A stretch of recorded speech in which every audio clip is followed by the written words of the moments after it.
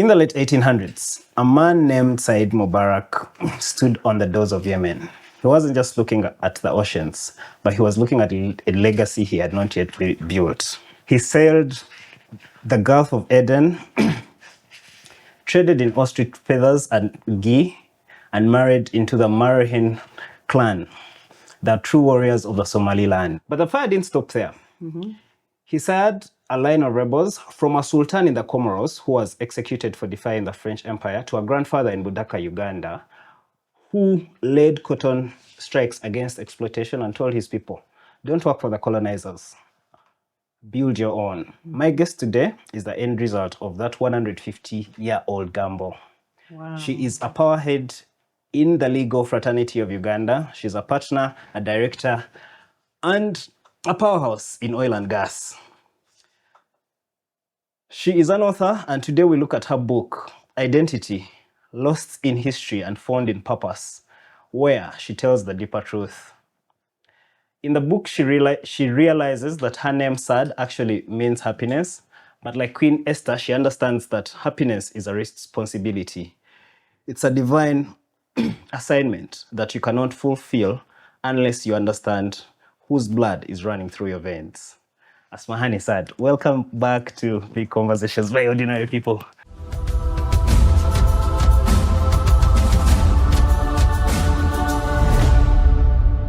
Thank you so much, Mark. Yes. I'm so honored to be here. Thank you. I know, this has been tricky to do, but finally we are doing it. We are here.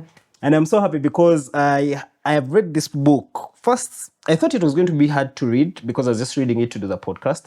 But then I read it because, I just started flowing with the book that, I actually have to follow up on it. So I just liked it altogether. I started, discussing with people. And then it was in a time where I just talked to my dad about the same things, marriage, what. So when I was talking to him, there was an auntie present. So she was like, you should go back to the village. All right. So when we went in the next morning when we had coffee, my dad was like, your auntie telling you to go back to the village is not telling you to go and do witchcraft, but she's just telling you to go and know what happened to your uncles, know what happened, what was the line for your great-grandfather, were they smokers, trace back your habits, just understand these things, That's why it's important. Go back, see where they buried your mom, see the people, her living, you'll find people will tell you stories about her, stories that you can match up in your current day life so that you can start tracing things. So then it brings me back to the book, and it's the same thing. Wow. But yes, now we start there with the inspiration. Much as I try to understand it because it comes from adversity where you're pushed back to the wall in front of family, but then you come out of it and you put this whole book out of there as knowledge for someone to relate to that, to fully understand that it was just not a witchcraft thing for me to go back to culture. It was just a big coincidence that I was also reading this book. So it just meant that the roots were so important to define you and the person you are.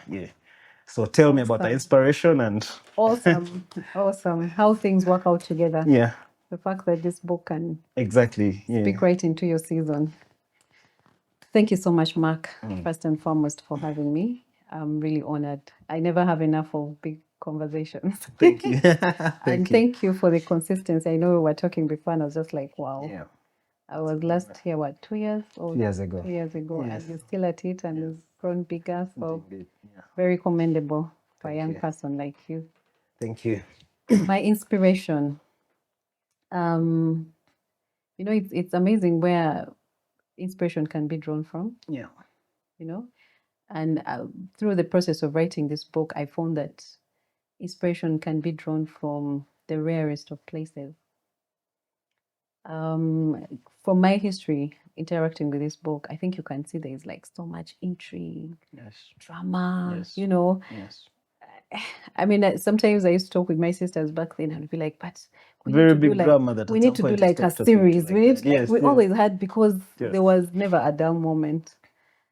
Even sometimes when we'd sit in my mom, or my grandmom when she was still alive, and she would kind of hint on some of her stories. Sometimes we'd think she's lying because it just seemed like India. much, yes. What? You're here in Uganda and someone is trying to tell you all these stories. So we never took it so seriously. And I think having been born and bred in Kampala, that generation, like maybe like most of the people in our generation, you're not so rooted, like what you said. You're not so rooted. Village is just holiday proggy. Yes. Drop in and out.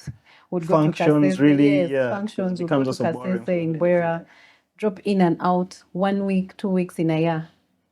So you're not really connected. And in those 2 weeks, you've extended the whole town to, exactly. Yeah, you're sleeping in. Going everywhere, relatives. So you don't have time to think in why are we here, or just having time to tell those stories. Yeah. And also perhaps our parents were not so keen on digging up so much. Like you see in my book, part of I interviewed my dad. Yes. I tried to trace, but even my dad, we could only. There was the need to know exactly, which is. But even with him, we could only go back to about 3 generations before him. So before that, it's now a blank, and I've taken it upon myself to still. Trace it back, yeah. Do a lot of traceability, so, and see how far we'll go. So yeah, inspiration. Yeah. So like I said, it was always, the hints were always there, but I always felt that maybe I'll tell this story when I'm old enough, like retired. Now I don't have a lot of things to do, and maybe I'll have the time to write a book. But when that situation happened, and it was not the first time that I was being racially profiled. Yes. Moreover, by government officials. It's really this time around, like you're saying, I think what really brought me down to my knees, and I said, let me take this seriously. This has to stop. I need to voice out what is happening. It was because my children were there. And I'm being interrogated by this officer. You're not a Ugandan. You don't look like a Ugandan. Where's your dad? I'm like, I'm a grown woman. Why do I need my dad to get my passport? This is like my 3rd passport. I've come with my national ID, everything that I need in law, in regulation, in everything I have that proves beyond reasonable doubt that I'm a Ugandan. But this person just has their biases. They're like, no. Do you speak Lukonzo? I'm like, I'm a typical I've grown up Y2K generation child.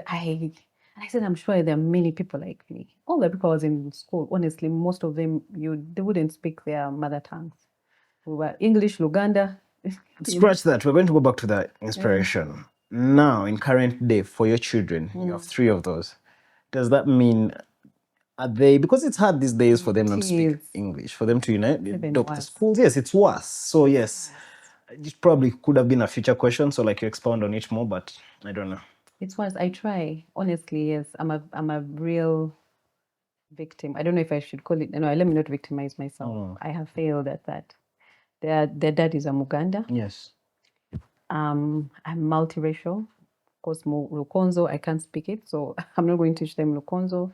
So they grew up because of our culture and generation right now. You're both working parents. They have nannies at home.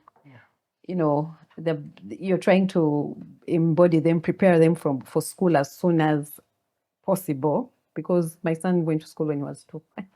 You see?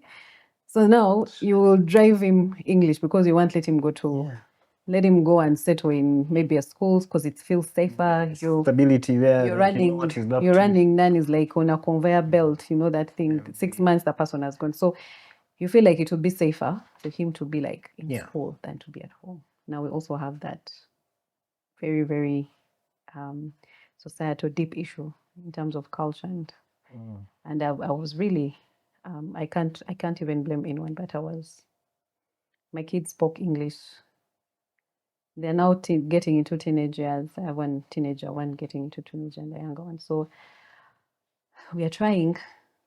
So, but spending time with maybe going to, because my elder brother, does it like this. Muganda, typical, the wife is from Gulu. So they speak English to connect, because again, also us, we didn't take the chance to know any other languages just growing up. So, but what they do is, the wife will take the kids to spend time with like the sisters or aunties, specifically to just, be mostly the village people, to just be in an area where you'll be forced to learn what these people are saying. So yeah, but it's hard, but that's the only way. Because again, at home, because even the maid you bring, you cannot bring from the wife's side because then the husband will not understand. Yeah. So it's completely hard. Even now, they go to visit relatives and what. They also speak English there, so which is funny. But we've come to that realization, and now at home we do, and the school they go to, thank God, they also realize that growing pain, societal pain, and they've included Luganda, Runyankore, and Swahili in the curriculum. So now I find it actually, because now when they're doing their Swahili homework, I get to support them, and then we tease it out, and we're speaking Swahili, then Luganda. So I instruct the people at home, speak to them in Luganda. So, but this is like the eldest is 14. Yeah. But now there's just that awareness. So once you have that awareness, so it's conscious now. So what are you doing to help sure they build their identity? What I'm doing, especially for the children, yes, for them now, is that they know their story. They know who we are. Part of the reason is this book, right? Yes, part of the reason is this book. So as I was writing this book, of course, I would share with them the experiences. So they can tell you, our dad is from Muvende, his grandfather came from here. They will give you the lineage. Our mom is from here. There's Comoros, there's this, Kasese. So they have that awareness and know that as children, they are also already diverse by the virtue of the fact they come from both our lineages. Yeah. So they have that awareness. And the other thing that I also emphasize is that is just for you to know where you came from and where you are today. It does not in any way define who you are. So we have a principle at home we call humanity first. So you're human at home before you are Muganda, before you are from Yemen, anyway. Humanity first. And then now we have the values we run at home, which are Christian values, biblical values. So the principle is humanity first. So I'm just raising my children not to be blind of all these things. Color, race, just understand that every person I'll interact with is a human being before I now start interrogating which tribe, which country. That's like a secondary conversation. But the primary conversation is just to know them at the level of a human being. And that's what we're driving. So do you think also this is you? Also, first of all, the irony in your name, sad to mean happiness. But the history of it all, right, has been a struggle. Yeah. Not really as such, like, okay, it's been so terrible, of course, but people have been different, they've been growing, they've been pushing systems, all that, knowing yourself, moving, finally from a Muslim family to Christian, how do you then understand that you're actually your name, you're happy maybe? How did you even achieve that? Have you achieved that with current day and things when you see about, how maybe there's a lot of unfairness and this is what your family lineage has been fighting about to just have justice through the people, and then you see that. Do you feel that satisfaction of happiness in you now? Yes, of course. And I think before I started this journey of self-discovery, I would rely a lot on that foundation. Yeah. Where I've come from, my dad, my mom. I would rely a lot on them to give me my identity. And that's where things start going haywire, because I'm different. I'm unique. Yeah. Typical. I mean, from them. You have like a million bloods running. Yeah. It's not about the name Saad or the name Asmahaney. Those are good because, they give me a definition. Like, you can't just call me girl. It kind of defines me. I'm a female. My name is Asmahaney Saad. But that's not who I am. Beyond the name, there is more. There is more. Do you know why you are named? Or maybe it was because that generation, the generation where you come out, was some sort of symbol that now this is where the lineage achieves its happiness. People have been struggling so much, about their happiness. Yeah. Honestly, this is a switch. This generation with this baby of ours. I know Saad. Saad is actually my surname. Oh yeah, yes. Asmahaney is my maiden name. So Saad, I get the name Saad from my father. He gets the name Saad from his father. Yes. That's kind of the Arabic kind of, yeah. If today we were here and with my whole paternal side of the family and you say the name Saad, the whole arena will turn around. Like everyone would respond because we are all Saad. All of us, my dad's brothers are all Saad. So that's the Arab culture. You take up your dad's name. Yeah. Asmahaney on the other side, that's my maiden name. It's a name that now they'll choose uniquely for you to define you. The story which I talk about also in my book, my mom tells me when she was pregnant with me, they happened to have traveled. I think they were going to Nairobi with my dad. And on their way on KQ, there was a hostess, an air hostess called Asmahaney. And she was so beautiful. You know, the typical air hostess at that time. And she just loved her. And then the fact that she had this unique name, she had not heard of the name. And then, of course, she started thinking about it. And then all of a sudden, you know, when you have certain awareness, she started hearing the name pop up. Then she finds out at one point in time, the Sultan in Zanzibar married one of the queens, was called Asmahaney. Then there was an famous Egyptian musician at that time called Asmahaney. In India, it was so popular. So they just have different connotation and pronunciation. Some people call it Asmahan, some people Asmahani. So it's when... How do you call it? I call it Asmahaney. There's like a sharp honey. I accentuate the honey. Okay. And that was just unique for me. Okay. Because even when I got to understand the name, it didn't have the accentuation of the honey. Oh. That was my adaptation of the name. It ended on Han, Asmahan. But I was just like... And then sometimes when I would hear them calling me, because at home growing up, they used to call me Honey. The short form of, because my name is Solo. Yeah, I think that's how you said it. My phone. So everyone, my family, my old friends, when I was in Buganda Road, actually I used not write my full name. My name was Asmahaney Saad. Yeah. So anyone I went with to school in Buganda Road Primary School, probably thinks your name is Honey. Yeah. I started using my full name when I went to Chivuli in secondary because when we went there and they asked me who we are, Asmahaney Saad, the director of studies was like, what name is that? Don't you have another name? Can you imagine? Then my dad said, no, actually the name is Asmahaney. So I said, yeah, you use that one. Yeah. How are we going to start calling you Honey in school? So that's how my name now came to full circle and it was fully adopted. So Asmahaney, like I said, Asma, it's also an Arab name, but it means royalty, highness. That's what it means. But then also in Swahili, there's a word called samahan, which means pardon or forgive or something like that. It's very popular in Swahili in Kenya. If someone like samahani, like, you know. Yeah, so those are really the... And then the story, and you know, when it's meant to be yours, when in Muslim culture, when you have a kid, a girl, I think after about 7 days or so, that's when you name her. So all that time, how come I didn't know? You don't name until there's a naming ceremony, and then that's when they do some birth rites. They cut the girl, I think it's like 2 goats, one goat, then a boy. They do those duas, prayers. So for all that time, people are suggesting names. My dad wanted the name Zafaran. Zafaran was, I believe, his auntie or his sister at that time.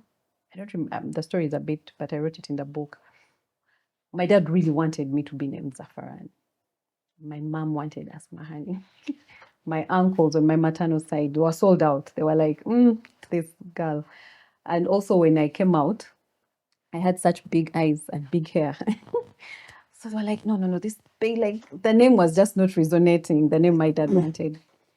And just like you read in the Bible, the lotting, that system, it's also there in the Arab culture. Yes. So they decided whenever you don't have an agreement to a name, you lot. So they wrote Asmahaney, Zafaran, and I think there were other options, some Sengazo who threw in. And then they call the children. So your parents, you don't participate. Yeah. So they call the children or cousins or wherever they are, and they put it in a basket, and then you choose. So the name that has been chosen the most takes the day. And that's what happened. Asmahaney won the day. I see. And by the way, the name, that whether you like it or not, you go with that name. Yeah, I think it's a really pretty cool name. It's unique. You also don't. I don't unique. know. I also unique. feel it. Yes. I own it. You feel the uniqueness of it. Yes. Unless I know the people who are now Asmahaney or Asmahan. Most of them have come from people interacting with me, or like the young ones. Yeah, or people I went with to school. I know like 2 people who told me they named their children Asmahaney. So. But it's still Muslim name, right? Yeah, it's Muslim. But I think now I'm defying the odds. So anyone can be Asmahaney, you don't have to be a Muslim. I know it doesn't work like that because you change when you grow up, not when you're young. So, but still back to the inspiration, is it just for you to realize that you needed to find, first of all, purpose? Was it just after you're humiliated at what's that place? Internal Affairs. Yes, Internal Affairs. I believe at that point, by the way, this was just the tip of the iceberg. Yeah, exactly. There was an iceberg brewing. This was 2022. But before that, I share a story when I was at the university and we were traveling to Kenya. Yes. I used to serve at the border where you made up your mind on never, taking the bus again. I used to serve on the guild. Yeah. And that was the first time I got a passport. And even getting my first passport, it was such an experience. My dad had to come to the passport office and they got my grandfather's file. And shockingly, my grandfather, my great-grandfather, their files are there at Internal Affairs because my great-grandfather registered that time of the colonialists where they asked people to register and get their IDs. So whoever was here, whether you're Ugandan or not, all the migrants, Indians, whites, at that time, they got that identification. And then my granddad took over it. Now we start our file on my granddad. Of course, the records at that time. Now that number is the number we all run with. Surprisingly. So when the time to get my first passport, same saga. They tell me you must be Somali or Rwandese, whatever people, the profile they'll give you. They refuse, they say no. That first time I've never, when you're getting your first passport, you're so excited. Yeah, and you're so young. It's it's moving. Yes, you're the university. I'm like, wow, I have an opportunity. It's a big thing. Yeah. And then you come and face this system where everyone is reducing you into some paperwork and some bias. I remember crying at that. I'll never forget that gentleman. I will never forget. I was just like, wow. He told me, no, call your father. So I had to call my dad, and then we had to make an appointment and then come back. Was it like a thing also now to your friends that, for you to get out of situations, you have to call your dad? Exactly. Already at school, they had been suspecting. You tell them Asmahaney Saad, then you're the ones. And then tell them, you speak Uganda. And then I was this kid who liked speaking Uganda, you're vibing, places. So there was always that mystery and question mark. Then when people find out, now they're even refusing to give you a passport. Then all of a sudden, we're like, But the good thing, the people who knew my family knew our story. So sometimes people would be like, but why are you, these are the Saads from Kasese. What? Like, really? You don't know Saad from Kasese? Like, are you Ugandan? I would also experience those. Yeah. But also strangely, when you talk about purpose, I also came to realize that statistically in my family, I was like the person who was experiencing this the most. Maybe others, because we're so many. I can't really speak for everyone. But I remember I was having a conversation. You actually, that's the thing with the book. Sister, I realized and she was like, you don't talk to family about it, about what everyone else was experiencing. Yes. And my sister was like, but for some of us don't experience those things. So I'm like, so maybe it's not even about me. Maybe it's to be a voice of people. But it's two ways sometimes. Some people like it when they're discriminated. Not like it, but they feel a special kind of prestige when they are different. I've seen it mostly if we're young. Like, hey, don't cut your hair. No, some places. You're privileged. That. Like so that maybe your sister white felt privilege. like that. Yeah, that for us, maybe. And it could play that way. For wherever they go, it's to their advantage. That's how you guys pass. Yeah. You guys are unique or something like that. You people have long hair. Exactly. You people have long hair and you're different. I remember I talk about it in the book when I went to Chibuli. Yeah. My first worry was my hair, because I had very long, you know, as a child, we never used to cut hair. The Arabs don't usually cut hair. I've seen most people with Arab background. And one of the concerns my mom had was, will they cut her hair? This is a girl. My dad was like, no, I'll talk to them. For us, they will understand we have Arab blood. We won't cut our hair. And so I had that confidence, because my sisters went to Navisons and they never cut their hair. So they would come back on holidays and we all vibe with a nice hair. You walk around the car and people are pointing you out, oh, those girls with long hair. So yes, you're right. So we had that kind of attention we'll get. You look different. The color of our skin, because my sisters are way lighter than me, you know. So that's like a selling point here. Yeah. Oh my God, I got to Chibuli and the guy was like, first of all, already, I've told you the first brief of the name of, what name is this? Now, when we finish the name saga, he tells me, you write your name. So I write my name in full and everything. Then my dad is handing, it's like, and that? Like, yeah. It's like, no, 1 inch. So my dad is like, no. He's like, Haj, you either cut your daughter's hair to 1 inch or you go back with her. So you can imagine that shock. I was not mentally, physically, I cannot even begin to express it. So he says, and by the way, there's a kinyozi up there. You go and they cut their hair there. So I went, sat in this guy's chair. You know, those local barbers who just, the guy just even held my hair in one puff and first scissored it and did all this. And I was crying and felt like I could not believe, because it was part of my identity. And I just felt that was being taken away. So now I'm no longer going to be beautiful in the eyes of my family because everyone has hair. How am I going to fit in? You know, I'm just thinking holidays, we're going to go for family functions and I'm the one with short hair. Like things were not, I just felt I lost my identity. And as a child, that's your life. Yes, I've lost my sense of beauty. How? So that was shock number one. Yeah. But then the thing that issue was saying, the thing about being different, what people need to understand is, like you said, you know, there's two sides to everything. There is that side of privilege. Yeah. And privilege these days can come in so many ways. There's some form of privilege. Yeah, but also look at you, right? Family is great also, both mother and father side, in terms of history, right? But here you are being affected because of the same. So I imagine that whole anger. Yes. So now the other side of it is that side where someone's mindset for being different is what brings out that biases. Now, for this person, their mindset of who a typical Ugandan should look like at that moment is what was defining who a Ugandan should be. Yet it's clear written on paper, the constitution, the citizenship and immigration act, everything is clearly defined. It's not about how you look. You know, citizenship has different years, or what you can speak. It's not about how you look. It's not about if you can speak a local dialect. It's not there in the constitution. But it's still happening, you know? Yeah, that's what I'm saying. Yeah. So now that's the other side. People being different, there is the good side, but there's also that bad side. And the bad side is where, not only in Uganda, but worldwide, people, you can die.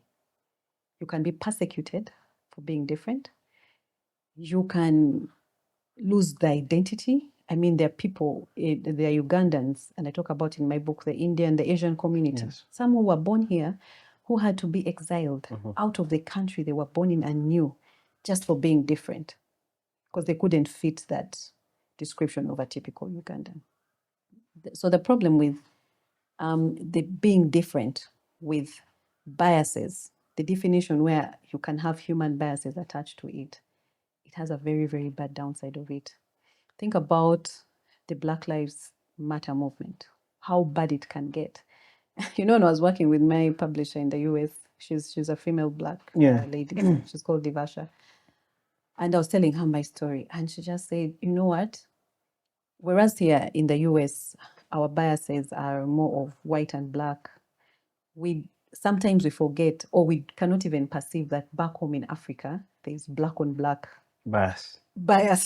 Like you can't even perceive it, because for them, actually, when you think about it, yes, the lines are clear. You're either white, or black. Yes. So she took a moment and she was like, "Wow, there's actually black on black, So it's either you're black, you're yellow, you're Caucasian. But it's a reality. And who else to tell us that story than you? Yeah, so and she also had heard about it, and she introduced me to that ancestry.com, that DNA mapping. It's a tool. So it's called ancestry.com. You contact them, they send you a toolkit, a DNA toolkit. You test your DNA, send it to them, and they have data from the setup of your DNA and everything. They can be able to trace everything around the whole world and map your traces of your DNA. So she was telling me her DNA, well, she did it. Oh, that's super cool. Yeah, she did it. And she was telling me, she's of course, because she's black, her DNA was mapped in Western Africa. She had white DNA, and they map you where in the world. So she was traced back to England. She had never in her life, ever, because she's a typical black African American, thought she had white blood, but she had white blood. And then she had white DNA. And then she also had, I think, island like Bahamas or something like that. Yeah. So, Mark, as you seated there, if you ever do the ancestry, the DNA mapping, you will be shocked to find that perhaps you even have white lineage. Or it's probably true. Yeah. Because then our great-grandfathers were us that so light-skinned, right? So that's the thing I always tell people. The lack of knowledge is what brings us here. Yeah. You can sit there and look at yourself singularly, or maybe just trace yourself to your father, and you think I've arrived. And that's why in my book I called it Lost in History. People don't understand how important history is. Yes, and like you rightfully said, it's not about maybe do witchcraft or not. They are important. It's just knowing. And I think it also gives you some sort of fulfillment when you know, right? I'll tell you, I've seen someone suffer from psychosis, then they have to be told that it's actually a chronic illness. Like you had it, so you had to know before you start drinking the alcohol or start consuming marijuana. So they were told that had you known, you would probably have been advised. So I remember because the therapists, there was no solution now. The therapist was trying to talk to people. Yeah, people keep saying, hey, nothing can happen to you, but they just don't know their roots. You just need to know. Once you know that, oh, yeah, there's stigma, maybe you guys are not like wealthy enough to really understand what the problem is, you'll put it to witchcraft. But if you've seen it there and you have all this access to the knowledge, just know it's chronic. Maybe it's in your family. Maybe know that. And a lot of things are mapped out in the DNA. Yeah. So there's scientific. I don't even want to go to the science of DNA. But everything is the way most of this, there's a lot of answers DNA can give you. But do you also kind of feel like you have some sort of outsider perspective since, you have been a foreigner in a country like Uganda where there's so many tribes? So for you, literally, you're floating because you can just be anywhere. What do you mean by foreigner? No. Oh, yes. Not like perceived. Perceived as a foreigner in your land. Yes. That's the thing, perceived as a foreigner in your land. Yeah, I like. So yes, from the look of things, do you feel like sometimes it's like an added advantage, or you're paying the identity tax so heavily? I think it's an added advantage. Again, your questions are very interesting because they always have two sides to them. The advantage is I am very racial blind. Like the way I deal with people, for me, like I never. Are you also tribal blind? I am tribal blind. Like even in Uganda, it's. I believe I'm very tribal blind, but there's where you'd also be blind to the tribalism. Yes, not even like those things. Because sometimes I'm having conversations and someone goes like, but those people, they behave like that because they are from this place. Exactly. And I'm like, what do you mean? And because maybe some people, they are so cultured and it's embedded in them, they look at you like, and I'm like, but what do you mean? I think that this person behaves like this because of their personality. It's different from their tribe. A tribe is a group of people. So you can't tell me the person abuses, like, that common thing they say, Bachiga, they are tough. They are tough. That was the first example. It also comes to personality, character of someone. Yeah, yes, like birds which flock together, you'll pick up things from environment and social, but there's always that character in someone. Is someone melancholic? Are they sanguine? Those character references. Are they melancholy? Because that's who we are. That's the uniqueness that we have. So for me, I don't know if it's an advantage or a disadvantage, but growing up, I think, because sometimes even when someone would ask you, where are you from? I used to hate, I used to despise and hate that question. Because to you, it really didn't matter, right? No, for me it mattered, because at that point when someone asks you, first of all, they would look at your name, Asmahaney Saad, and the first comeback question would be, where are you from? Where, up to now, by the way. So you'd think that question really directly implies, hey, look, you're not Ugandan. Yes. And that's the reference. Yeah. And then some people, because they don't have emotional intelligence, they will now respond to themselves, but are you Ugandan? I haven't even had this. Is like in a 3-second conversation. First of all, you ask me where you're from. You've met me here in Uganda. So I'm not like, why? It's like, before I can respond, then they're like, what aren't you like from here? This name sounds like. So after going through this journey of writing the book, I've also decided to be an educator. So I've learned not to be offended by it. Before, so how do you now approach such a conversation? How do you educate in the heat of the moment? Yeah, first of all, I because most people, when they read my name as Asmahaney, they immediately perceive that it's my surname. So I'll first correct them and say, no, actually, this is my maiden name. Its origin, it's Muslim. Actually, just like I thought. How you find a Muslim name, Fatuma. So for the common names that people know, mine is just unique. Then they go like, oh, okay. Then I'm like, Saad is my father's name. Ah, so where are you from? I'm like, I'm a Ugandan. I'm from Kasese. Kasese? Where? So then I'm like, yes. And then I let it sink in.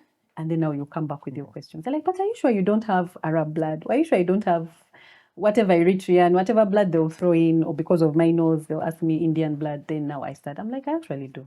I'm a multiracial Uganda. So I come breaking it down. And by the time I'm done, someone actually is like, wow, they appreciate it. Before I would be like cynical. Because I was just like, or sometimes I'll just tell someone, for you're Ugandan. Or, just start this kind of debate. I would start lawyering you to show me. To tell me how more Ugandan you are than me. Yeah.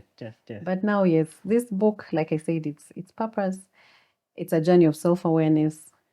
And because it's purpose, I realized it's not about me. It's a voice that people need to hear. It's a voice that needs to speak about the cries out there, I see people on social. This is your way of activism. This is my way of activism. This is you striking back. This is me talking to the people, like your great-grandfathers. And like we're talking before even shooting, the choice of writing the book vis-a-vis me lawyering every bias out there, go to court, maybe even go to the constitutional court and have some declaration. I had that mindset. I was like, that was my first line of battle.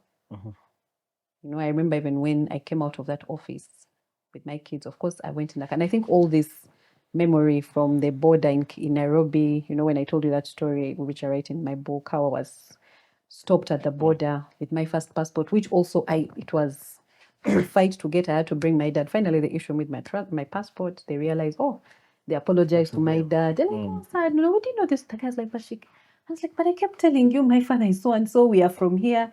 I'm like, no, we know these days, people, we just wanted to verify. So that story ended. I got my passport. Like a month later, excited now, my first passport. So I look at my passport, I'm like, am I Uganda? With that excitement, my first trip out of Uganda, and boom. So, in the book, you, of course, give us a clear picture of your great-grandfather fighting, striking, making sure that there is some sort of justice and people are not exploited. But in the world you've grown up mostly because you've climbed corporate ladders, it doesn't feel like that. If you got an ordinary person and asked them about maybe financial equity between high class, lower class, just so many things around there feels like a big injustice now. Yet we've had people fight these things from way back, and you're living testimony of that. What are you doing about it? But not really what you're doing about it, because you don't have like extreme power for it. But how do you feel about operating in this state of things when you have all this history rooted in working for the people, and then you're operating in an environment that feels like the ordinary person is left to the dogs. Yes. Of course, it's not the ideal, social injustice. Of course, there's this phenomenon, but I like you've rightly said, it's as old as time. Diversity, equity, inclusion. It's just that now people have been able to define it and give it, make it like a movement, make it matter. In the corporate world, corporate companies are measured by how well they are demonstrating diversity, equity, inclusion, how diverse is their workforce, how inclusive are they, things like equity, which you're talking about, social equity, which now talks about things like corporate social responsibility, how well are you supporting communities around you and things like that. So yes, and honestly, to tell you the truth, the separation in society is as old as time. It is as old as time. To an extent in the Bible, God, for the Jews, God instructed them that every 7 years, they would, after the 7th year, the 8th year, they would let the land rest, forgive debt, do all these things to kind of create this equilibrium and kind of bring back things to a certain extent. But again, still, the people who are forgiving debt are the richer people in society. Billionaires tax-free. Yes, the people who are in debt or the people who work. You always live in a society where there will be a need for laborers and there will be a need for poor employing. Unfortunately, our great-great-great-grandparents perhaps didn't have a say in this. Some of them were just taken through slavery and enslaved and forced to provide this labor because there was a need for it. So I think for me, where I stand now in 2026, these elements of society are still there. But I think now, for me as Asmahaney, as I stand here, there is so much I can do, But again, it takes me back to the purpose, the reason what I have. One of the reasons why I even chose to be a lawyer was because of injustice.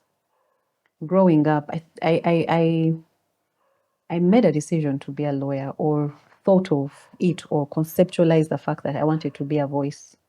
I wanted to advocate. I wanted to bring things to a fair level. I think when I was about 10 or 11 years. And for me, it was because of some of the injustice I was witnessing around my home from the inside, growing up, I grew up in a very large family, My dad was a typical Muslim polygamous family, 3 wives, 20 children. So, of course... Wait, was it your mom that was married for 14? Yes, she was about 15, 16. Yeah. But that was culture then. So with that kind of environment... Do you want to just say it like that it was just culture? Because it's still culture now. That's what I'm saying. Now, there's an awareness. Now, if someone came to me and told me there's a 14-year-old girl who has been married somewhere there, I would go in there and cause hell. Then, no one was frowning upon it. Actually, for a girl, it was more of prestige. It was more of a risk mitigation, because my mom says her parents did that because they didn't want to risk her getting an education, and then within that process, she's exposed to life and she can easily get pregnant and bring shame to the family before she's not married. That whole dynamic. And so as a risk mitigation measure, don't take the girl child to school. And with the culture they were in, the shame, because I come from a culture where that kind of shame you was equal to you to honor that shame, even go and take your life. So it would be expected, like my grandfather, if that shame came upon him, it would be expected that he would actually go and take his life because of that shame. Yeah. Now, times have changed, right? The realization has come. If it go to my ears that there is a child there who is being defiled, I would drop everything and walk to that place. Sure. Go with police, and we would do. There would be some form of, justice you know. Yeah. So justice and consequences. That is the society we're living in right now. Oh. So for me as Asmahaney, it comes again to finding my voice. Yes. It took me a lot, like I said, coming from that kind of experience, the injustice you face, you know, you're seeing certain things, you're seeing your mother being treated a certain way. Even you as children, you can't voice concerns, you can't voice issues because it's either a cultural issue or it's a faith issues, you know. In Islam, you're not allowed to talk like this. In Islam, as a girl, you're supposed to be the other side. In Islam, go sit at the back, go pray at the back, cover yourself. When boys are here, you're not supposed to be there. So you start quickly realizing, where is my place? So you're being told your place in society. You're being told how you should act. You're being told how you should feel.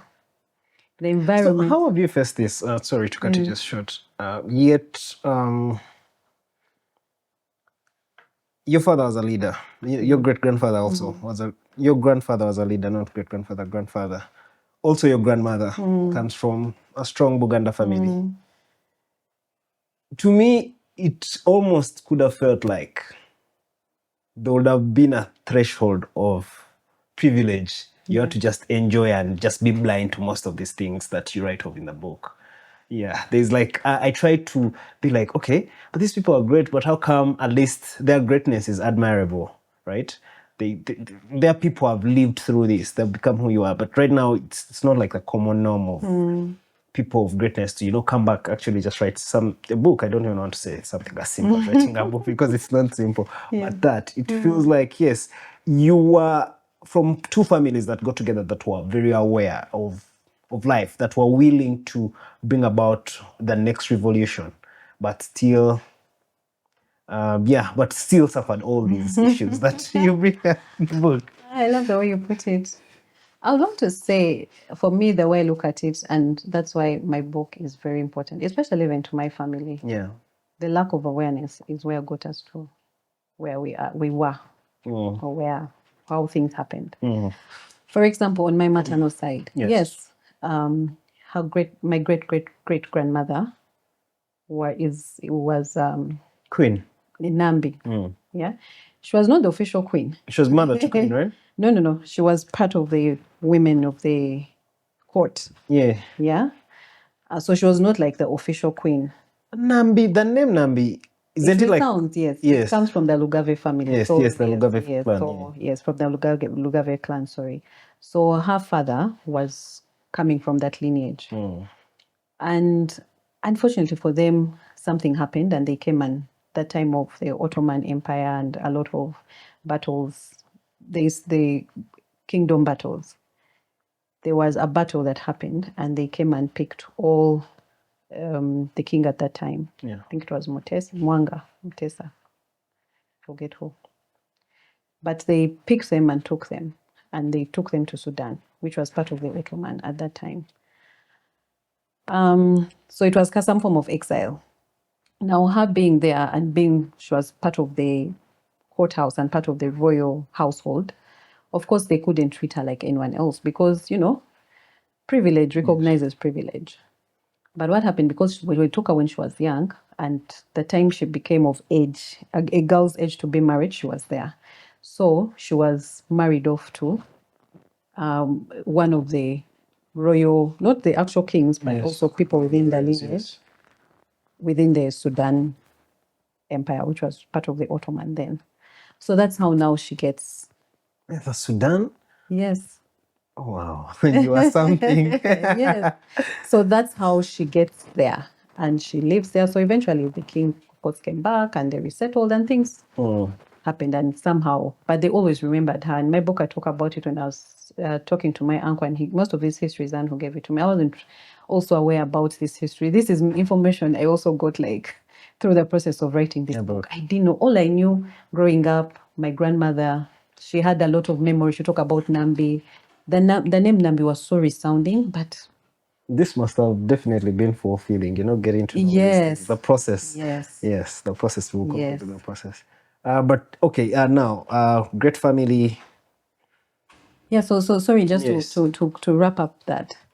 Now, you see now how things are falling apart. On my paternal side, yes, he migrated, came into Somaliland. moved closer to the border of Kenya. At that time, there was colonial, they were colonialism, Italians and the British. They fought, cut off that part of Somalia, which is now one of the big Al-Shabaab areas, that southern part of Kenya and Somalia. It used to all be within the Kenyan territory. So they cut it off. And they found themselves now in this side of Kenya. But before they were the other side. It's Mao, the other side. So he finds himself this side now. He's like a young man. The book man shows us a lot. Even just that, the whole bordering. Yes, thing, right? The border, the history, people don't know it. So don't know about him, sorry. So when he found himself in this side, what else was popular at that time for any young man? Like now, technology, podcasts. At that time, it was more of slave, trade.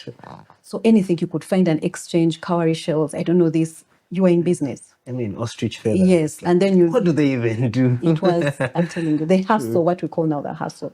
So as a young man, he realizes, okay, there is a place where you continue down, people where cotton was coming from, where, so he starts moving, hustle, until he finds himself settling in Uganda.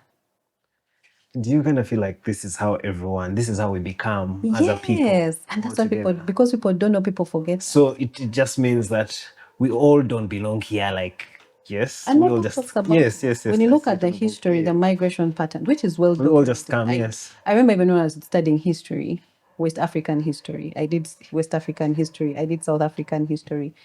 It will remind you and factually state that there was a lot of migrations, Bantu, I don't know, Nilo Hamites, all those. So it just shows that there was this explosion of people. People started, this one has gone here, south, then of course, the usual things that we face now. You settle, then eventually the communities grow, then you have land, land issues, you have, border issues. People are like, no, you people my territory, then the others are like, okay, fine. They push them out, they continue. So that's how we started forming. Do you feel like your maternal lineage inspires you to just not be, to have otherwise not have been just a sit-home mom? Oh yeah. It just speaks alive in you, have you also lived your life feeling you're paying like a debt because there was a fight? You kind of knew that after realizing all these things, you have to keep up or probably do even better. You've lived with that sort of history. I don't want to call it pressure. It's been momentum that got you where it is. I would say, I when I look at my maternal side, I realize that matriarchal kind of pattern. The women were very strong. They were the ones holding the families together, and this thing. There was a lot of demonstration of courage and all these things. On my paternal side, what I see is community. I see community. Like what my great-granddad and my grandfather did, it was really community building. You come with nothing and build something, and not just selfishly for yourself, but involve community. Kasese right now, where we come from, there are schools, there's a hotel, there is so much development that came from almost one singular person, from trade, the cotton selling, this and that. And when he passed on, my fathers carried on the legacy and things like that. Now, when I merge the two, I get to understand why do I comprehend or do things a certain way that I do, because I used to battle with that thing.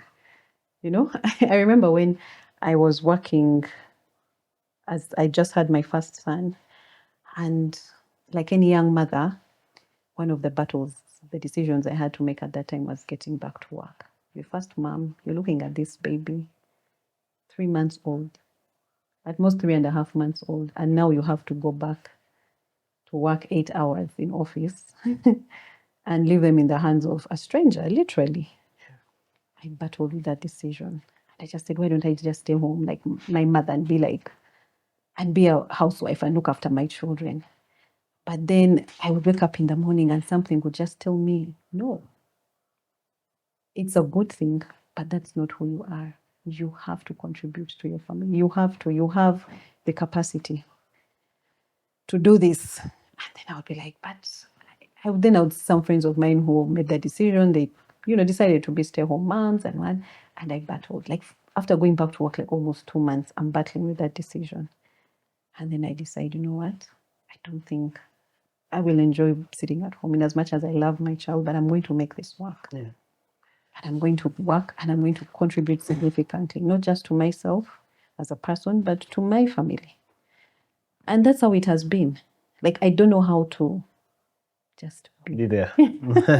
I have a hustle or something or what, an opportunity or what. I'm pulling people here. I'm paying school fees for people. I'm trying to pull out people in my family because now I understand why. It doesn't bother me because I know it sits well within me. Yes. Yeah.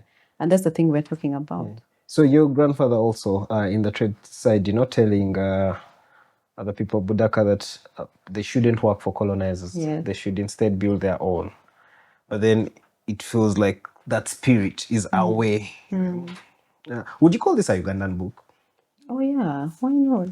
Very Ugandan girl. With the content, okay, we'll end with the process. But with the content, it's Ugandan. Yes. Ugandan book. Yes. But with to getting it here to be this good, you needed a New York bestseller, right? Yeah. So that was what your grandfather was saying. No, actually. Do these things yourself. Okay. No, not like in direct essence to like the book, but do these things with yourselves. Build your own stuff. Minus the book example. Don't you feel like that's not what we're living now? Like we are aimlessly. We don't know who the colonizer now is, but it feels like we work for the colonizer. A different type of... Yes. I would say for me that is really the mindset we carry. I'll tell you, for this book, I have a local publisher who I worked with as well. Yeah, okay. Printwood Publishing. It's run by Shubra Kasozi. Young girl, lawyer who now found her passion in writing books. And all this you're seeing is like 90% her work. Okay. Yeah. We did this cover together. I did this photo shoot for this cover here in Uganda. Yeah. That studio. The studio is in Bokoto. Oh my God, they're going to kill me. I forget the name, but I'll give you the name. But this was done here in Uganda. The graphics, the designs were done here. By the time I sent with the photo, why are you? By the time I sent this book to be published internationally, it was almost 90% done, which also saved me a lot of cost on that. So what they had to do is just patch it up together, and then set it to the international standard. Because when you're going to publish on Amazon or all things, there are certain standards they also still set, like the sizing of the words. That's why I say the prints that I do, there is a print, the European market print, and then there's also the Ugandan market print. The Ugandan is actually a bigger book than this because Ugandans don't like this. It's a small kind of print. I like this though. Yeah, most people actually find this small. Yeah. Like, the flight. Yeah. Now this plus it's I like the flow of this book. Thank you so much. I like this is what Paul was trying to mean when he was telling us he was inspired from start to finish. Yes, like there's if I was your child, I would just need this. To know. My sons have read it. Yeah. And I think after each of them read I just need this. I'm like, I'd actually marked out parts to go, part for part with you. To do like a week. Yes. Week's podcast. We do like a week podcast. Actually, when my boys read this book. But the conclusions, I like how you want to conclude every chapter, with like a takeaway, CTA. It's for me, it works for me. Royal Printwood is here. It's my local publisher. It works for me. I think for me, what I would say is, especially to answer your question, this is a very Ugandan book. But also, the fact that we're living in a global world. I don't know if you heard the word gloco. Gloco? Gloco means global, local. Whatever you do, think about the globe. It could be local, but also think about the globe. Yes. But we live in a global world. We live in a glocal world. No. Glocal world. So I have to think about the world. Yes. Think about the world, but don't forget who you are in the world. Sure. People call it authenticity, whatever it comes from, but that's the concept now. I am here in Uganda, but I'm communicating to people all over the world just through your podcast. Let me ask you something. That. What's your identity now that you've already known your roots and you belong in all these places? Mm-hmm. How do you identify yourself? I'm a female Ugandan. I'm a Ugandan. I'll always be a Ugandan. I'm a female Christian Ugandan. But from your book, saying you're Ugandan doesn't really make sense. Like having that label, like it shouldn't matter. It should. I mean, for the launch of my book, I had Dr. Maggie Kigozi. Yeah. If I put Dr. Maggie Kigozi here on my cover, the way she looks, would you think she's a Ugandan? No. Professor Mamdani. Yes. I'm actually reading. No, not also thinking. Okay, but there's this book that I'm reading. It's called Neither Settler Nor Native. It's beautiful. It's almost. I didn't read his book before I wrote mine, but he covers a lot of ground about what we experience. Professor Mamdani, if I put him here in my book, and it says Ugandan, male Ugandan. Do you think the mayor of New York has a right to call themselves Ugandan? And I love that he does that. I love in his inaugural speech he said. So him being Ugandan and mayor in New York brings out the point of your book. Exactly. It's a global world. And I love the fact that he never ever forgets about his Ugandan roots. He's one of the people I really admire, and I hope one time I'll have his voice in my books. And I love that. And that's the world. We're in a world where borders and all these lines are now crossing. They're staying with your sovereignty. Me, I want Uganda, my flag. We can never take that away. But when you talk about the people who are living in the world, in these countries, in our minds, as long as we set our minds to understand that the world is about humanity, very soon these things would. I always joke and say this is Alpha. I know my youngest son is in the generation. There's Alpha, I think. Yes. And then there's one after Alpha. No, your son is in Z generation. There's Z, then I have an Alpha, he's 12. Then there's one, I forget, Beta. But I always say, and I believe it, and it's in my mind, and I believe one day it will happen. Maybe 30, 40, 50 years from now. I'm telling you, the generations that are going to come with this whole global and global world, people will grab off these borders that you see. That generation will wake up one morning and just rub borders and say, Kumbaya, it is the world. What do you want? What do you want? What do you want? So like Queen Esther, you realize that happiness is a responsibility. Mm-hmm. What does that even mean when you say happiness is a responsibility? For me, I would say this. I would want to bring happiness back into peace. Yeah. Peace of mind. Being at peace with who you are. Being at peace with everything and everything about you. The good, bad, ugly, whatever it is. It is a responsibility, yes, because when you choose that path, people misinterpret it. When I put out this book and I'll talk about, of course, I am not Asmahaney Saad without my family, without my background. But there are people in my family who don't like the fact that this book is out. And I'm talking about my roots and my father and my grandfather. Undressed them. Yes. Yeah. But you see, I am at peace. Because in as much as we have a shared story, it is also my story. There are people who are not happy because I'm not Muslim anymore. I chose a different path. I'm a born-again Christian. And it makes them very uncomfortable. But I'm at peace with that. But it comes with a responsibility.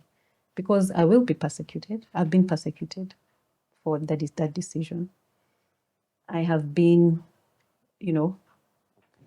what do you call it? Excommunicated. I have, my parents, my children, like there's a lot, and I just want to be sensitive to that topic. But I am at peace because I now get silent, how do we call them? Silent supporters within my whole So family. How does you going back to your roots drive you to this peace you achieve? Because it empowers me then. Because back then, this was disempowering me because I didn't have a choice. Now, I take on my roots with so much confidence and empowerment. It empowers me to be who I am. Then, because I still had questions and I didn't have that self-awareness that, okay, this is just a part of who I am, but it's not the totality of who I am. So that is the peace that I'm talking about. And peace, of course, makes you happy. Peaceful people are happy people, you know? Sure. And I remember, sometimes life can take away so many things. Like when I was growing up, I used to be the peacemaker of the family, shockingly.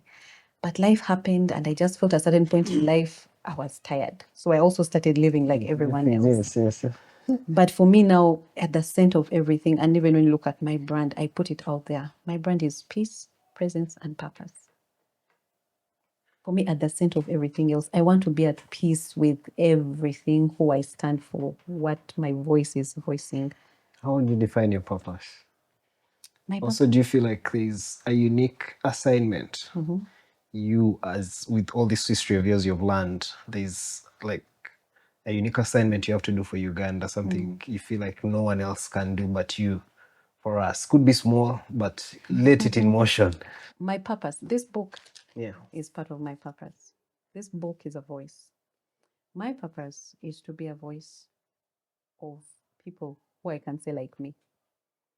A voice of a mother who is trying to navigate and find her way out of, I don't know, everything that comes with motherhood that I experienced.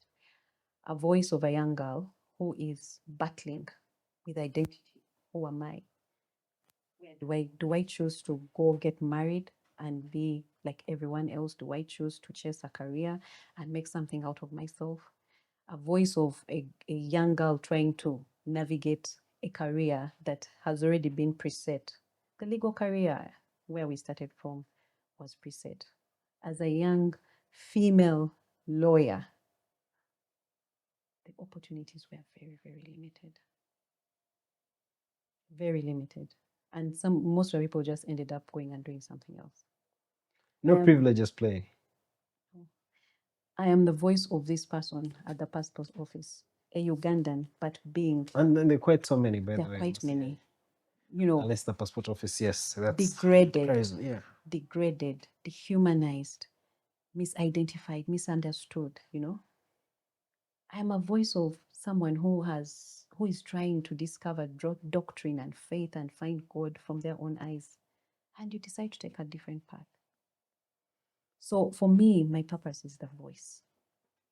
The voice. And how it comes off, like how you're doing your podcast. I will use my socials. I will use this book. I will use my legal platform. I will use the boards that I sit as. I talk about diversity, equity, and inclusion. I agree a lot. I will use every platform that I have. I mentor girls. I mentor boys. I mentor men. I mentor women, just by the sound of my voice. I minister in church. I'm in the discipleship and leadership ministry. Why discipleship? Because that's the only way you can get to people. And for me, that is my purpose.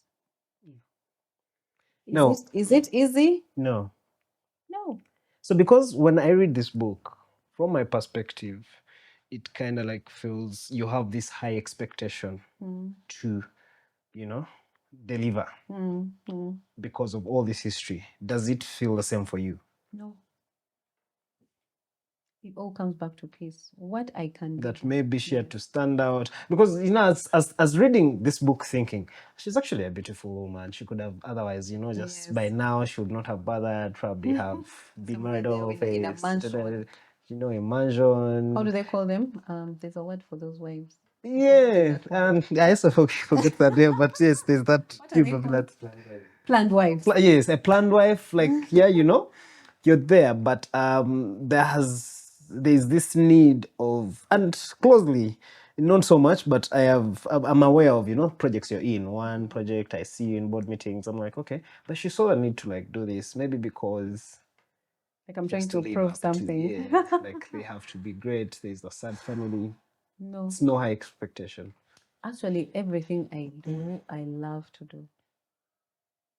I love to do. And I think for me, that's what makes it so. And the question you've asked me, I hear it from so many people. And sometimes it's even a bias. You go in a meeting and people immediately slice you. Oh, you look like this. appear like this. And immediately now there are those biases. The good thing, like I said, there's a good and bad thing. Sometimes it comes with privileges. Yeah. You know, sometimes my partners are like, you're looking good, you go, you know, and you can't help. Yeah. But for me, what I always say to people, it's okay. Like I've told you now with the name bias.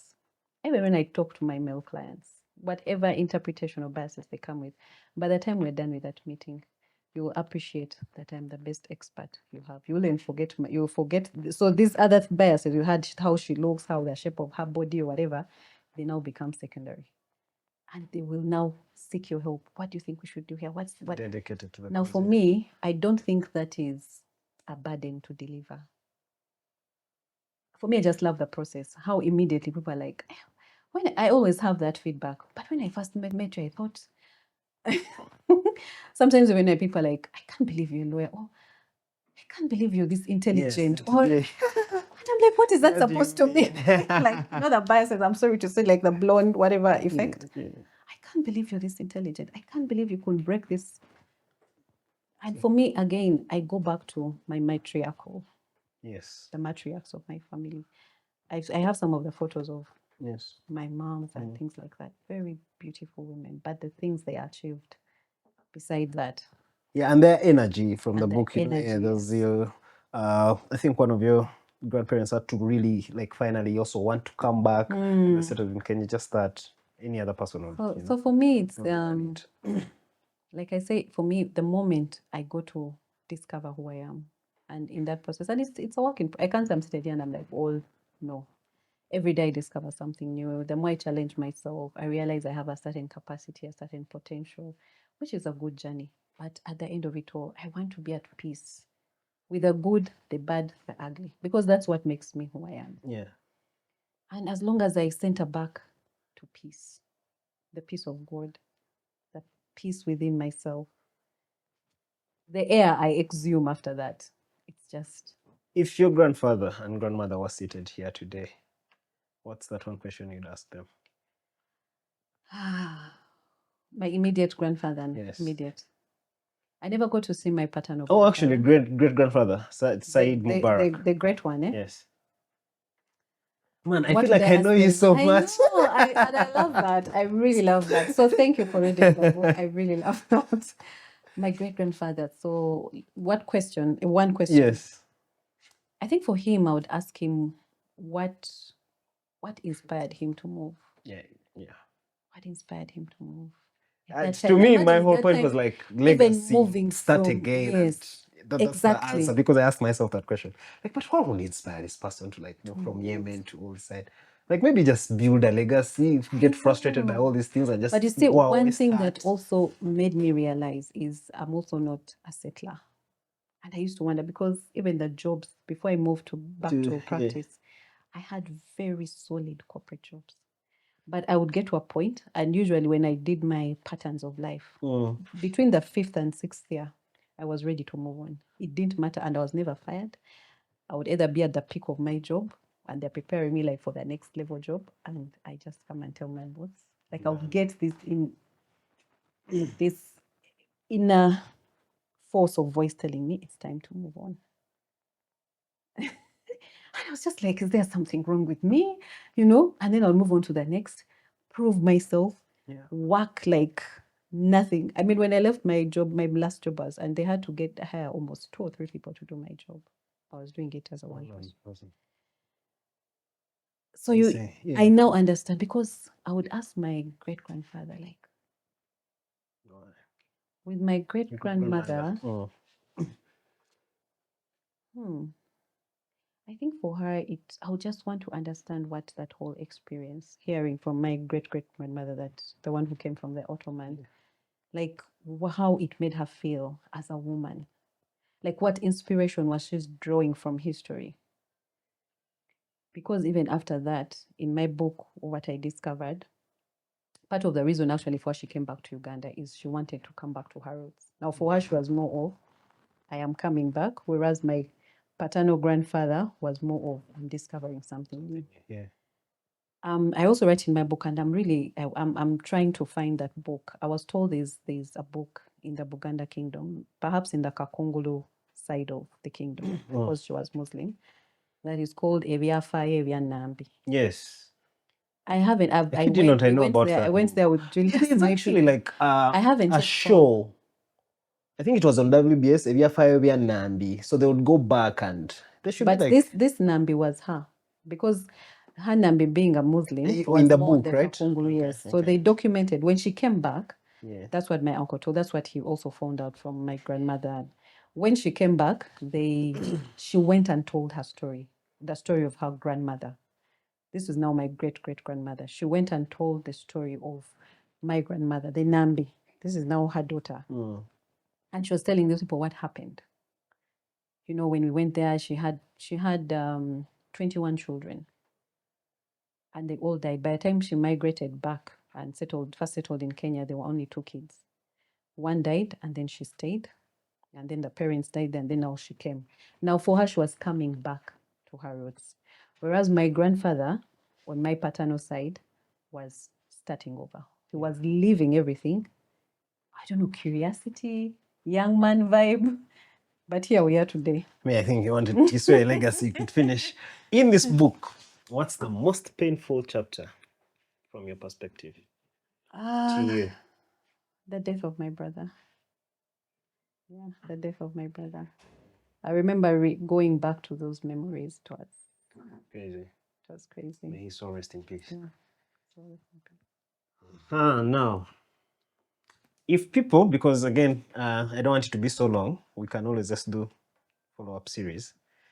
Anytime we have time, maybe on different chapters, we could actually do a chapter thing and break it down. We can consider that it will be like a marketing thing, but I'm going to tell you what I was thinking of this specific podcast. So if someone watches this podcast and they finish, what's the one thing they should go home and ask their own great-grandparents? Not great-grand, just grandparents. One thing they should ask their grandparents.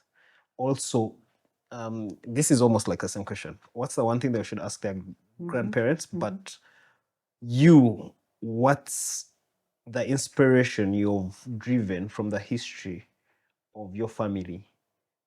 And also, the inspiration you've gotten from the history of your family to the process that you've had to document it.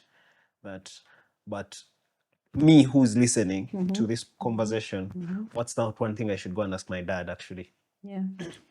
I think for someone who will watch this podcast, one thing is just get a copy of this book. I agree. Because I have worksheets, you know, I have some prompts, some questions that I posed to the reader, which were some of the questions that drove me to here. Now, without interacting with this, you wouldn't know so much what to ask. Because the common questions people go and ask their grandparents, who are we? Jaja. Then Jaja will come and tell you, they give you that vibe and depending on the mood. But when you come and have specific questions you're asking about, generational questions, things now you have observed from yourself, the traceability, what we talked about, it opens up the conversation now without limitations. And then you get to discover that, okay, actually my grandfather can go come in like 2-3 people with the centuries and centuries away from here. Because remember this, how many, we are the earth has existed for how long? We have BC, before Christ. So that's the one thing. So I would encourage them to get a copy of this book through my website. We'll link my bio here. You can get it through my website. You can buy it on Amazon, or you can just reach out to me directly on my socials. I also do direct sales, and we can deliver the copy to you. Buy it and we deliver a copy to you. Secondly, for me, all this history, what I would want to see happen, or what I'm doing about it, is number one is preservation. Our history was lost. Like I can tell you, most 85 or maybe % of the people in my family, both my maternal and my maternal side, need to know this information. So for me, I have preserved and put this information for a whole generation. This is not even one generation, 2, 3, 4, 5 generations. Okay, for life. My children now know who they are. And for me, that's the greatest reward. I think that's the biggest achievement it gets. It's my and this we don't get, regardless of your connections with your dad, most of what they tell you is very surface, right? Because I can tell sometimes my dad wants to open up about stuff, but he'll just keep it there. Maybe again, auntie, over you get an ejaja, or we'll send you to like the grandmom, and then you go and give it time. I think that's what we fail to do, because he has consistently said it, and I'm like sometimes there are things I think the culture, they just don't know how to express it. So they'll be like, you go to this one. And also it happened. I had time with my dad. I did audio recordings. I asked him a lot of questions. But that is as much as I would get. And then I talked to my aunt, my uncles, my aunties, my mom. So some things my dad couldn't tell me, maybe couldn't remember. Some things maybe he told my mom when they were still young and dating. Some of those facts I picked from her. So you really, to put everything together, I can't say that I have 100% of the story, but at least it's a start. It's a start, and it matters. And we are facing such a big problem, even just with people who know information, people who have lived longer. People don't feel like they should document stuff. People with knowledge, we don't get enough of that here. Yes, true. We don't document, and a lot has been lost. A lot. I agree. A lot of African heritage. You really don't know how much this just helped me realize that I can just go back to my roots and know things. It's important for me to know these things. As vis-a-vis let me start my own stuff. Maybe my line is going to start with me. And what and and all that stuff. Kakati. Let's go through, as we are concluding, meanwhile, because the time has really run out. Let's go through the publishing process to how this gets to this copy. Tell me about it. I see this person wrote the forward. Yes. I like them a lot. The forward, yes. The process. So, of course, we start with writing. But how do you write? Were you writing like stories? Like how does everything? Because like I told you, one of the things I love about this book is the fact that I fall in love with it. Because I get to know the person that gave birth to your grandfather today. Then I know why they did that, how they were living. It gives me that. That's why I am not like the best director, but I will do my best in this movie. So for me, my process was, one, I want to say it was very timely. When did you start? Yes. I happen to also be doing a governance course where I was required to do a project. And this book happened to be that project. Now, what did that mean? I had a high sense of accountability around me in terms of delivery. Because if I didn't deliver the manuscript, and the delivery was the manuscript of this book, and when I shared the idea of my book or the summary of my book with my supervisors, the project had to be a project with social impact. Now, when I shared my story, the summary of my book, what my book is going to be about, my history and what, my supervisors looked at me and they were like, wow, we have not seen social impact to this extent. This is the project. People had chicken, poultry projects. I don't know what, I mean like project. So number one, I had a high sense of accountability around me. So I had to, every week I had someone asking me, how far have you, chapter 1, for this, or this, or this. 2, technology. The ideation, as a creative, when you're in that creative process, things come in your mind anytime. You're in the shower. Sometimes I would wake up at 3 a.m. You know that 3 a.m. time. So right now your smartwatch can just copy that. Yeah, and all of a sudden I'm thinking about how I want this chapter to flow, how I want this bit to flow. And so what I'll quickly do, I'll get my phone and record. Before I knew it, I had built, even before I started writing. I think I can write. That's number 2. Then I had to look for help. People don't like that. I had never written a book. As a lawyer, yes, I've written articles, I've published here and that, I've done research, but every time I would think about a book, and I love reading books. So I had like a level where I was looking at some of his books and I'll tell you, yeah, I've read that book, I've read. So you can imagine all those great writers and you want to enter their league. So every time I would think about it, I would get weighed down and like, I'm not going to do this. So I sought out for help, professional help. That's how my publisher came into play, Shubra and Royal Printwork. Yes. So we sat down and I said, first of all, you know my story, how busy I am. Yeah, so how do we do this? But I already had something. I already shipped out how the book. Remember, I'm also now giving accountability. So I already had the framework of the book. I knew how that. So I knew I wanted to talk about my history. I knew I wanted voices in the book. I didn't want it to be singular. So I knew who I wanted to. You've seen Dr. Ruheza, who talks about constitutional law. You've seen Kasam, my friend from Canada, who is from the Indian community. His father, his grandfather was among the people who were exiled, and he accepted to share his story from that perspective when I talk about their main story. My uncle talks his voice is in the book. My dad. So all I had to do was to give it time, sacrifice, a lot of sacrifice to pick all these voices, right? And then start shaping out the book. And then there came the flow. So I knew this is how the book is going to flow up to the last chapter. So once I had the layout, then we just started shaping it out.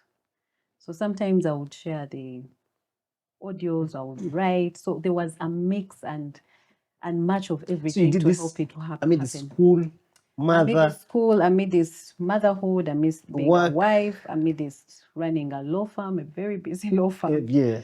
The governance work that I do on the boards, church ministry. Sure. There's also oil and gas. I don't know if that's busy, yes, but I'm still part of it here. So yeah. And for me, when I would from perspective, every time I think about it, it was impossible. I used to tell my supervisors, guys, I know the impact of the story, but I am not going to be able to deliver. And they were just like, do it. So, but it also meant I had to sacrifice a lot. I took 3 retreats, literally just pulling myself out of everything intentionally. I'll just go somewhere quiet like this place, lock myself there for 2-3 days, write, think, write, edit. We are sharing. I'm writing the editing process. They're sending back. I'm thinking, I'm like, no. Because now for me, the creative, the stories, literally, I'm birthing it.